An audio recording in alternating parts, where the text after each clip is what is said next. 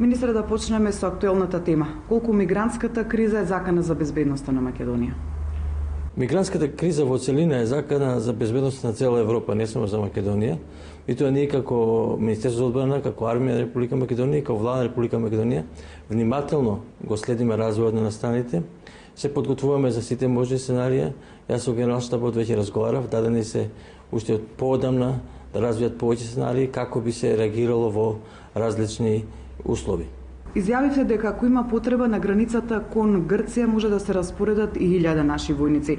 А дали затворањето на јужната граница би бил момент за такво нешто?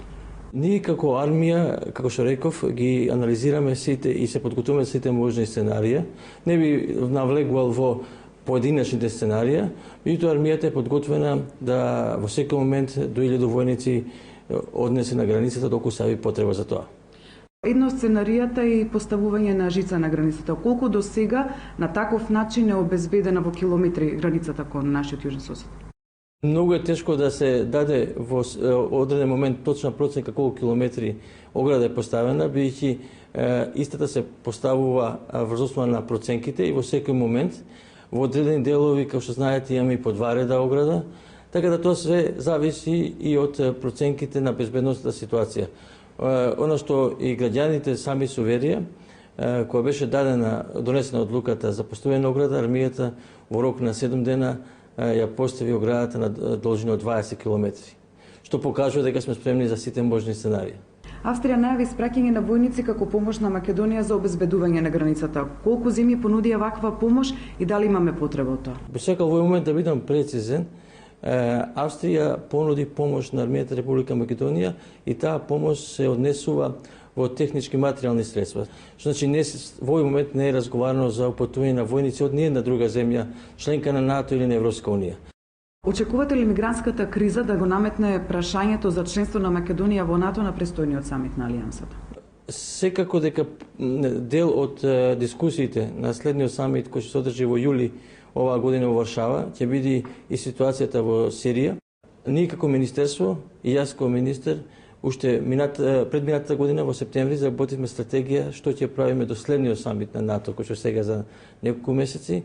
Имам и предвидено голем број на средби со мои колеги од земји членки на НАТО со цел да се представат аргументи зашто Република Македонија треба да добие членство во НАТО. Македонија го имплементира 16-тиот акцијски план за членство во Алијансата. Што по 16 години остана да се спроведе во реформите? Реформите што ги правиме за членството во НАТО се исто така, ако не и позначени за да имаме една силна армија која што ќе биде гарант за територијалниот суверенитет и интегритет на Република Македонија. Значи, овој процес што го правиме е паралелен процес за да захнеме нашата армија, за да може да се справиме со сите можни предизвици и паралелно да покажеме дека служуваме да бидеме членка на НАТО. Министерството покрена иницијатива за отворање на универзитет специјализиран за одбрана и за безбедност. А која е потребата од ова со оглед дека постојат факултети кои веќе продуцираат кадри во овие области? Прво, искуствата во огромен број земји во светот, посебно во НАТО земјите, покажува дека е многу корисно во секоја држава секторот на одбрана и безбедност да биде третиран од рамките на една институција целосно. Тоа не значи дека нема да има и други институции кои што ќе го третираат овој сектор. Ние имаме војна академија која што е мощна и солидна, мощна и силна академија. Сметаме дека е многу корисно да во рамките на универзитетот имаме и факултет за безбедност, кој што ќе ги третира безбедностите покрај одбранбените прашања, бидејќи тоа е на покомплексна област, а исто така се појави потребата да формираме едно високо квалитетна медицински факултет, каде што наставата ќе биде исклучиво на англиски јазик и се разбира правниот факултет. Дали доколку се отвори овој универзитет би се загрозило обстојувањето на другите факултети, например факултетот за безбедност? Не би се загрозило обстојувањето на другите факултети, бидејќи во секое општество конкуренцијата е здрава. Председателот како врховен командант во своето годишно обраќање побара зголемување на буџетот на армијата на Република Македонија. Споредбено, буџетот кој го добивте за 2016 година како министерство е двојно помало од оно што го доби Министерството за внатрешни работи. Дали со овие средства кои ги добивте се доволни да се одржи нивото на арма кој ги бара стандардите на НАТО, но истовремено да се одговори на мигрантската криза?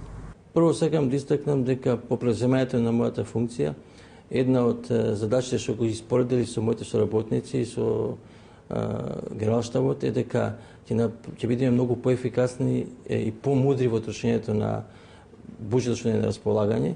Тоа може да се забележи минатата година, каде што имаме значаен дел од буџетот, над 10% е искористен за капитални инвестиции во армијата на Република Македонија.